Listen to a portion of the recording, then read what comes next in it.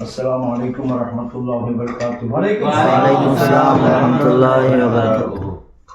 الحمد لله رب العالمين والصلاة والسلام على سيد المرسلين وعلى آله وصحبه أجمعين. أعوذ بالله من الشيطان الرجيم. بسم الله الرحمن الرحيم. لا تجعلوا دعاء الرسول كدعاء بعضكم بعضا. لا تجعلوا دعاء الرسول بينكم كدعاء بعضكم بعضا. صدق الله العظيم. கண்ணியத்திற்குரிய உலமாக்களே, பெரியோர்களே, சகோதர சகோதரிகளே, ஒரு முறை எம்பெருமானா ஸல்லல்லாஹு அலைஹி வஸல்லம் அவர்கள் ஹஜ்ஜின் போது அரஃபாவுடைய தினத்தன்று அன்று மாலை இன்ன ரசூலுல்லாஹி ஸல்லல்லாஹு அலைஹி வஸல்லம் தஆ அஷியத் அரஃபா லி உம்மத்திஹி பில் மஃபிரத்தி. ரசூலுல்லாஹி ஸல்லல்லாஹு அலைஹி வஸல்லம் அவர்கள் அரஃபாவுடைய துல்ஹஜ் பிறை 9 அன்று இந்த உம்மத்துக்காக பெருமானா ஸல்லல்லாஹு அலைஹி வஸல்லம் என்னுடைய உம்மத்துமார்களுடைய பாவத்தை மன்னித்து விடு இறைவா என்று துஆ செய்தார்கள். அப்போது அல்லாஹ் ஜல்ல ஷஅனுஹு வ தஆலா, உங்களுடைய உம்மத்துமார்களுடைய பாவத்தை நான் மன்னிப்பேன், ஆனால் யார் அநியாயம் செய்கிறார்களோ அடுத்தவர்களுக்கு ஹக்குல் அப்து, அடியார்களுக்கு செய்கின்ற உரிமைகள் இருக்கிறதே, அதை மீறி யார் அநியாயம் செய்கிறார்களோ அவர்களை தவிர மாஹலல் மதாலிம் இன்னி ஆகிதும் பிஹிம், அவர்களை மன்னிக்க மாட்டேன், அவர்களை நான் குற்றம் பிடிப்பேன் என்று அல்லாஹ் சொன்னான். அப்போ ரசூலுல்லாஹி ஸல்லல்லாஹு அலைஹி வஸல்லம் அவர்கள் அவர்களையும் மன்னிப்பதற்கு அல்லாஹ்வுக்கு ஒரு ஆலோசனை சொன்னாங்க. யா அல்லாஹ், அநியாயம் செய்வது தப்பு தான், அநியாயம் செய்யப்பட்டவர் பாதிக்கப்பட்டவர், ஆனால் அநியாயம் செய்தவனை நான் மன்னிக்க மாட்டேன் என்று நீ சொல்கிறார். பொதுவாக ஒரு மனிதர் இன்னொரு மனிதருக்கு அநியாயம் செய்தால் அந்த மனிதன் மன்னித்தால் தான் அல்லாஹ் மன்னிப்பான். கேட்டீங்களா? அல்லாஹ்வுக்கு செய்கிற துரோகம், அடியாருக்கு செய்கிற துரோகம் ரெண்டு இருக்குது. அடியாருக்கு செய்கிற துரோகம், அடியார்களுக்கும் செய்கிற துரோகம், அது அல்லாஹ்வுக்கும் செய்கிற துரோகம். கேட்டீங்களா? அப்போ ரசூலுல்லாஹி ஸல்லல்லாஹு அலைஹி வஸல்லம் அல்லாஹ்வுக்கு ஒரு ஆலோசனை சொன்னாங்க. என்ன ஆலோசனை சொன்னாங்க? இறைவா, அநியாயம் செய்யப்பட்டவருக்கு நீ சொர்க்கத்தை கொடுத்துடு, அதன் மூலம் அவர் என்ன செய்வார், ரொம்ப சந்தோஷம் ஏற்பட்டு தனக்கு அநியாயம் செய்தவரை மன்னித்து விடுவார். இது இப்படி நீ செய் இறைவா அப்படின்னு ரசூல் ஸல்லல்லாஹு அலைஹி வஸல்லம் சொன்னார்கள். அல்லாஹ் தஆலா அதை ஏற்றுக்கொள்ள. அப்படி அப்போ அரஃபா முடிஞ்சு போச்சு. அரஃபா விட்டு அந்த இடத்தை விட்டு பெறப்பட்டு பெருமானா ஸல்லல்லாஹு அலைஹி வஸல்லம் அவர்கள் முஸ்தலிஃபாவுக்கு வந்துட்டாங்க.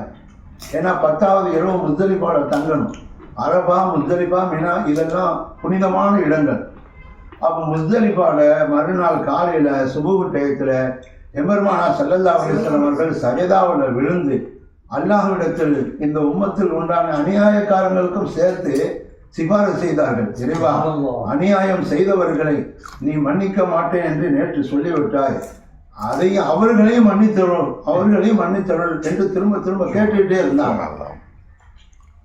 அல்லாஹ் ஜல்ல ஷஅனுஹு வ தஆலா ஃபஅஜாப தஅவத்தஹும், அவங்களுடைய துஆவை ஏற்றுக்கொண்டாங்க. அப்போ பெருமானா ஸல்லல்லாஹு அலைஹி வஸல்லம் தபஸ்ஸம, உடனே அவர்கள் புன்னகைத்து சிரித்தார்கள். இப்போ அநியாயக்காரன் அடியாருக்கு செய்த துரோகத்தை அடியார் மன்னித்தாதான் அல்லாஹ் தஆலா மன்னிப்பான். ஆனால் அந்த மதுலும் அநியாயம் செய்யப்பட்டவன் மன்னிக்கலைன்னா மன்னிக்க மாட்டானே அல்லாஹ். அதுக்கு தான் ரசூலுல்லாஹ் ஒரு ஐடியா சொல்கிறாங்க. ஒரு பெரிய தொகை அவருக்கு கொடுத்தா சந்தோஷப்படுவானா இல்லையா? உதாரணமாக நமது ராத்திப் ரப்பானியா குழுவினுடைய கொள்கை பரப்பு செயலாளர் ஆலி ஜனாப் கனிஷா அவர்களை நான் 5-6 அடியை வச்சுட்டேன்னு வைங்க, அது அநியாயம் தானே? அப்போ நான் அவர்கிட்ட கேட்டேன், மன்னிச்சுக்கிடுங்க என்ன, ஆனால் அவர் சொல்லிட்டா மன்னிக்க மாட்டேன்னு சொல்லிட்டார். இப்போ என்ன செய்யணும்? நான் ஒரு 20 லட்ச ரூபாய் கொடுத்தேன்னு சொல்கிறேன், கொடுத்தேன்னு வச்சுக்கிடுங்க, அவருக்கு வாயெல்லாம் பல்லாக போயிடும். அதுவே மன்னிச்சிட்டேன் பாரு. வீட்டில் போய் யோசிப்பாரு, நம்ம 2 அடிக்கு 20 லட்ச ரூபாய் கிடைச்சிருக்கேன், நாளைக்கும் ஹஜ்ரத் 2 அடி போட மாட்டாங்களா அப்படின்னு நினைச்சுவார் பாரு. அப்போ மன்னிப்பு கேட்காமலே அவர் மன்னிச்சிடுவார். இதை மாதிரி அல்லாஹ் ஜல்ல ஷஅனுஹு வ தஆலா அநியாயம் செய்யப்பட்டவனுடைய வருத்தத்தை போக்குவதற்காக என்ன செய்யறான்? சொர்க்கத்தை கொடுத்தாருப்பா, உனக்கு சொர்க்கம் கொடுத்துட்டேன், நீ அவனை மன்னிச்சிடணும்னு அந்த அநியாயம் செய்யப்பட்டவன் தனக்கு அநீதம் செய்தவனை உடனே மன்னித்து விடுகிறான். இதுதான் இந்த ஹதீஸுடைய கருத்து. அப்ப இந்த உம்மத்துமார்கள் அத்தனை நபர்களுடைய பாவங்களையும் எப்படியாவது அல்லாஹ் மன்னிக்கணுங்கிறதுக்காக எம்பெருமானா ஸல்லல்லாஹு அலைஹி வஸல்லம் சஜிதாவுல உட்கார்ந்து துஆ செய்து அத்தனை பேருக்கும் பாவ மன்னிப்பா வாங்கி தந்திருக்கிறாங்க. சரி, இப்படி அல்லாஹ்ட்ட பதில் வந்த உடனே ஏன் சிரிச்சாங்க? ரசூலுல்லாஹ் தபஸ்ஸம புன்னகைத்து சிரித்தார்கள். உடனே அபூபக்கர் ரலியல்லாஹு அன்ஹு உமர் ரலியல்லாஹு அன்ஹு ரெண்டு பேரும் கேட்டாங்க, பி அபி அன்த உம்மி யா ரசூலல்லாஹ், யா ரசூலல்லாஹ், எங்க வாப்பா அம்மா எங்கள் பெற்றோர்கள் உங்களுக்கு அர்ப்பணமாகட்டும், நீ சஜிதாவில் தானே எழுந்தீர்கள், இப்போ எதனால சிரித்தீங்க? பமல்லதி அதாக்க, உங்களை சிரிக்க வைத்தது எது, ஏன் சிரித்தீர்கள் அப்படின்னு கேட்டாங்க. அப்போ ரசூலுல்லாஹி ஸல்லல்லாஹு அலைஹி வஸல்லம் சொன்னாங்க, அல்லாஹு தஆலா இந்த உம்மத்துமார்களுடைய அந்த அநியாயக்காரர்களையும் எல்லா உம்மத்தையும், என்னுடைய உம்மத்துமார்கள் அத்தனை நபர்களையும் மன்னித்து விடுகிறேன் என்று எனக்கு வஹி அறிவித்தான் அல்லவா, இதை கேட்டு ஷைத்தான் கவலையில மண்ணை அள்ளி தலையில போட்டுவிட்டு ஓடுறான். அதை பார்த்து நான் சிரித்தேன் என்றார்கள் பெருமானார் ஸல்லல்லாஹு அலைஹி வஸல்லம். இந்த ஹதீஸ் இப்னு மாஜாவில் வருது. மிஷ்காத்து ஷரீஃப்ல பாபுல் வக்கூஃப் ஃபீ பில் அரஃபா அப்படிங்கிற பாடத்துல இந்த ஹதீஸ் வருது. இப்போ நாம இதுல பல விளக்கங்கள் இருக்குது. பெருமானார் ஸல்லல்லாஹு அலைஹி வஸல்லம் அவர்களுக்கு வந்த வஹி ஷைத்தானுக்கு எப்படி தெரியும்? ஏன்னா ரசூல்லா கூடயா ஷைத்தான் இருப்பான்? ரசூல்லா கூட இருக்க முடியாது, நெருங்கவே முடியாது. ஏன்னா உமர் ரலியல்லாஹு பார்த்து ரசூல்லா சொன்னாங்க, எப்னல் கத்தாப் வல்லதி நஃப்ஸி பியதிஹி மா லகியக ஷைத்தானு சாலிகன் ஃபஜ்ஜன் கத்து இல்லா சலக ஃபஜ்ஜன் கைர ஃபஜ்ஜிக. உமரே, உங்களை கண் ஷைத்தான் பயந்து ஓடுறான். எந்த அளவுக்கு ஓடுறான்னா, நீங்க ஒரு தெருவில் போனா உங்களை கண்டு அவன் அடுத்த தெருவுக்கு ஓடி போயிடுறான் அப்படின்னு சொன்னான். அப்போ உமர் ரலியல்லாஹு கண்டே ஓடுறாங்க, ரசூலுல்லாஹ் பக்கத்துல வந்து எப்படி நிற்க முடியும்? அப்புறம் அவனுக்கு எப்படி தெரிஞ்சது இந்த வஹி வந்தது? சஹாபிகளுக்கே யாருக்கும் தெரியாத, ரசூலுல்லாஹுக்கும் அல்லாஹ்வுக்கும் உள்ள விஷயம் அவனுக்கு எப்படி தெரியுதுன்னா, ஷைத்தானுக்கும் அல்லாஹ் தஆலா பெரிய இல்ம கொடுக்கும். என்ன வஹி வருதுங்கிறதும் அவனுக்கு தெரியும். அவன் உலகத்துல ஒரு இடத்துல இருப்பான், ஆனா உலகம் பூரா பார்ப்பான். அவன் அத்தனை நபர்களையும் பார்ப்பான், கோடிக்கணக்கான மனிதர்களை பார்க்குறான். அல்லாஹ்வே குர்ஆன்ல சொல்றான், இன்னஹு யராக்கும் ஹுவ வ கபீலுஹு மின் ஹைத் லா தரவுனஹு. ஷைத்தானும் ஷைத்தானுடைய கூட்டத்தார்களும் அவனது குடும்பமும் நீங்கள் எங்க இருந்தாலும் உங்களை எப்படிதான் வழிகெடுக்கலாம் அப்படின்னு வச்சகன் வாங்காம பார்த்துக்கிட்டே இருக்கிறான். ஆனா அவனை நீங்க பார்க்கல அப்படின்னு அல்லாஹ் தஆலா சொல்றான். அப்போ எம்பெருமானார் ஸல்லல்லாஹு அலைஹி வஸல்லம் அவர்கள் பக்கத்தில் அவன் இல்லாட்டாலும் அவன் எங்கேயோ இருக்கிறான். எங்கேயோ இருந்து கொண்டு இந்த வஹி வர்றதை அவன் என்ன செய்யறான், விளங்குகிறான். அதனால தான் ஐயோ உம்மத்துமார்களுடைய பாவத்தையெல்லாம் அல்லாஹ் மன்னிக்கிறானே, இந்த உம்மத்துமார்களை வழிகெடுக்கிறதுக்கு நான் எவ்வளவு முயற்சி பண்ணேன், அதெல்லாம் வீணா போச்சுன்னு சொல்லி தான் தலையில மண்ணை அள்ளி வாரி போட்டுக்கிட்டு போறான். சரி, ஷைத்தானுக்கு இவ்வளவு பெரிய அறிவு ஞானம். அவன் எங்கேயாவது ஒரு இடத்துல இருப்பான், ஒன்று அமெரிக்காவில் இருப்பான் அல்லது இந்தியாவில் இருப்பான். இந்தியாவில் இருந்தால் அமெரிக்கா, லண்டன், ஜப்பான், மக்கா, மதீனா இங்கே இருக்கிற மக்கள் அத்தனை நபர்களையும் இங்கே இருந்துட்டு அவன் பார்க்குறான்.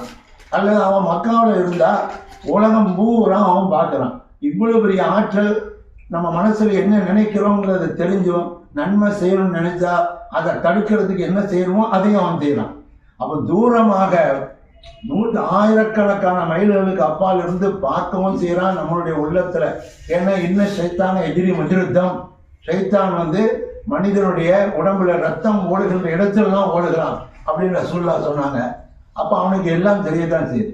அப்ப ஷைத்தானுக்கே எல்லாம் தெரியுதுன்னா அவன் ஒரு நாரினா என்ன, நெருப்பினால் படைக்கப்பட்டவன். ஆனால் ரசூலுல்லாஹி ஸல்லல்லாஹு அலைஹி வஸல்லம் நூரி, அவர்கள் 100 நாள் படைக்கப்பட்டவன். நெருப்பினால் படைக்கப்பட்ட ஷைத்தானுக்கு இவ்வளவு பெரிய அறிவு, கல்வி, ஆற்றல் இருக்கும்போது ஒளியினால் 100 நாள் படைக்கப்பட்ட எம்பெருமானார் ஸல்லல்லாஹு அலைஹி வஸல்லம் எவ்வளவு பெரிய அறிவு ஞானம் இருக்க முடியும்? அந்த அஷ்ரஃப் அலி தானவி போன்ற தப்லீக் ஜமாத்துடைய தலைவர்கள் எல்லாம் ரசூலுல்லாஹ்வுக்கு என்ன பெரிய ஞானம் இருக்குது, என்னோட இப்போ கொஞ்சம் தான் இருக்குது. கொஞ்சம் இருக்கிறது குழந்தைகளுக்கும் இருக்குது, வைத்தியக்காரனுக்கும் இருக்குது, மிருகங்களுக்கும் இருக்குதுன்னு சொல்லி எழுதிட்டார். அப்போ ரசூலுல்லாஹ்வுடைய இல்மை மட்டம் தட்டி அஷ்ரஃப் அலி தானவி எழுதுனதுனால, அஷ்ரஃப் அலி தானவி யாரு? தப்லீக் ஜமாத்துடைய தலைவர் இல்யாஸுடைய உஸ்தாதா அஷ்ரஃப் அலி தானவி. அஷ்ரஃப் அலி தானவி ஆரம்பத்தில் பெரிய அறிஞராக ஆலிமாக இருந்தார். ஆனால் பிற்காலத்தில் மௌலுதெல்லாம் கூடாது, அது கூடாது, இது கூடாது, பூமாலை போடக்கூடாது அப்படின்னு சொல்லி சுன்னத்துல் ஜமாத்தை விட்டு அப்பாற்பட்டு பல்ட்டி அடித்து அவருடைய முடிவு கெட்ட முடிவு ஆயிடுச்சு. அதனால தான் அந்த காலத்தில் உள்ள உலமாக்கள் எல்லாம் அவரை காபிர்னு பத்தவா கொடுத்தாங்க. ஏன்னா ரசூலுல்லாஹ்வுடைய இல்மை என்ன, அவங்களுக்கு பெரிய எல்மு இருக்குது, கொஞ்சம் தானே இருக்குது, அந்த கொஞ்சம் எல்மு மிருகங்களுக்கும் இருக்குன்னு சொல்லிட்டார். அப்போ ரசூலுல்லாஹ்வுடைய எல்மை மட்டமான படைப்புகளோடு சேர்த்ததுனால அவர் காபிரா போயிட்டாரு. அல்லாஹ் ஜல்ல ஷஅனுஹு இது போன்ற தீய கொள்கையை விட்டு நம்மை காப்பானாக. பெருமானா ஸல்லல்லாஹு அலைஹி வஸல்லம் அவர்கள் சைத்தானே உலகம் பூரா பார்க்குறான்னு சொன்னால் இப்போது நாம் என்ன செய்கிறோமோ, இப்போ ஸலவாத்து நாரியாவை ஓதி முடித்தோம், இது கூட ரசூலுல்லாஹி ஸல்லல்லாஹு அலைஹி வஸல்லம் தெரியும்.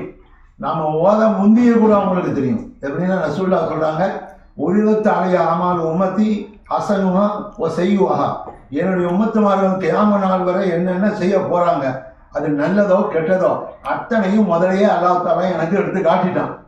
நம்ம ஓத முந்தியே தெரியும். இந்த ஓதக்கூடிய காட்சியை அல்லாஹ் தஆலா முதலே என்ன செஞ்சுட்டான், காட்டிட்டான். எப்படி பிற்காலத்தில் நரகத்தில் செய்கின்ற அதாப மேராஜிலேயே ரசூலுல்லாஹ்வுக்கு அல்லாஹ் காட்டினான் அல்லவா, அதை மாதிரி ஏற்கனவே ரசூலுல்லாஹ் பார்த்துட்டாங்க. இப்பவும் நேரடியாக நேரிலே பார்க்குறாங்க எம்பெருமானா ஸல்லல்லாஹு அலைஹி வஸல்லம். அவர் ரசூலுல்லாஹி ஸல்லல்லாஹு அலைஹி வஸல்லம் அவர்களுக்கு அவ்வளவு பெரிய ஆற்றல் உண்டு.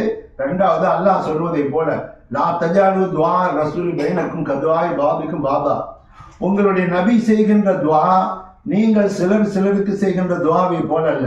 உங்களுடைய துஆ ஏற்றுக்கொள்ளப்படலாம், ஏற்றுக்கொள்ளப்படாமலும் இருக்கலாம். ஆனால் ரசூலுல்லாஹ்வுடைய துஆவை அல்லாஹ் ஏற்றுக்கொள்வேன் என்று அல்லாஹ் குர்ஆன்ல மேலே சொல்ற ஆயத்தில் சொல்லி காட்டுகிறான். இப்போ இதுக்கு பல விளக்கம் இருக்குது. லா தஜாலு துஆ ரசூலி, ரசூலுல்லாஹ்வுடைய துஆ உங்களுடைய துஆவை போல அல்ல. ரசூலுல்லாஹ்வை நீங்கள் அழைப்பது உங்களில் சிலரை அழைப்பதை போல அழைக்கக்கூடாது அப்படிங்கிற அர்த்தம் இருக்குது. ரசூலுல்லாஹ்வை யா ரசூலல்லாஹ், யா நபி அல்லாஹ், யா ஹபீப் அல்லாஹ் தான் எழுதணும். யா முஹம்மதுன்னு யாரும் கூப்பிடக்கூடாது. எந்த சஹாபியும் கூப்பிட்டதில்லை. அபூபக்கர் ரலியல்லாஹு அன்ஹு ரசூலுல்லாஹ்வுடைய அருமை திருமகள், சொர்க்கத்தின் தலைவி, பெருமானாரின் புதல்வி பாத்திமா நாயை கூட பாப்பாவேன்னு கூப்பிட்டதில்லை, யார ரசூலுல்லாஹ்னு கூப்பிட்டுருக்காங்க. அப்போ எந்த சஹாபியும் ஆண்களும் பெண்களும் ரசூலுல்லாஹ்வை பேரை சொல்லி அழைத்ததில்லை. பேரை சொல்லி அழைத்தா அப்போ அல்லாஹ் குர்ஆன்ல சொல்றான் அல்லவா, அழைக்காதடான்னு சொன்ன பிறகு அழைத்தா ரசூலுல்லாஹ்வுக்கு செய்கிற அவமரியாதை. யார் ரசூலுல்லாஹ் யா முஹம்மதுன்னு பேரு சொல்லி அழைக்கிறாங்களோ அவங்க காபிரா போயிடுவாங்கன்னு சொல்லி தஃசீர் சாவியில எழுதுறாங்க. யா அய்யுஹல்லதீன ஆமனூ லா துகத்திமூ பைன யதையில்லாஹி வ ரசூலிஹி வத்தகுல்லாஹ்ங்கிற ஆயத்தில் நான் தற்போது அஸ்வாத்துக்கும் போக்கு சவுத்து நபி அப்படிங்கிற ஆயத்துக்கு கீழே இந்த விளக்கத்தை சாவியில கொண்டு வர்றாங்க.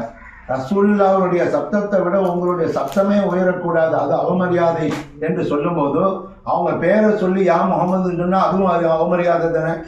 சப்தம் உயர்ந்தா அந்த தஹபத் அமாலுக்கும் உங்கள் அமல் பூரா அழிஞ்சிடும், ஈமானும் போயிடும், தொழுகை போயிடும், எல்லாம் போயிடும். அப்போ அவன் குஃபுர் காபிர்.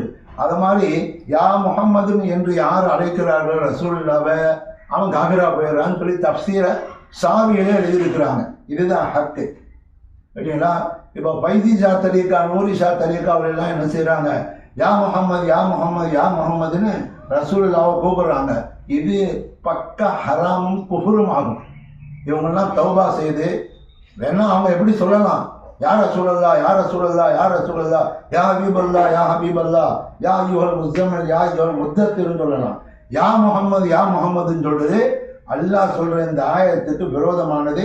தஃசீர் சாவி போன்ற கிதாபுகளில் இருக்கிற உலமாக்கள் சொல்கின்ற அந்த விளக்கத்திற்கும் விரோதமானது. எனவே இந்த மாதிரி துவாக்கூர் தரீகாக்களை விட்டு அல்லாஹ் தஆலா நம்மை காப்பானாக. ஆகிர் தவானா அல்ஹம்துலில்லாஹி ரப்பில் ஆலமீன். அஸ்ஸலாமு அலைக்கும் வரஹ்மத்துல்லாஹி வபரகாத்துஹு.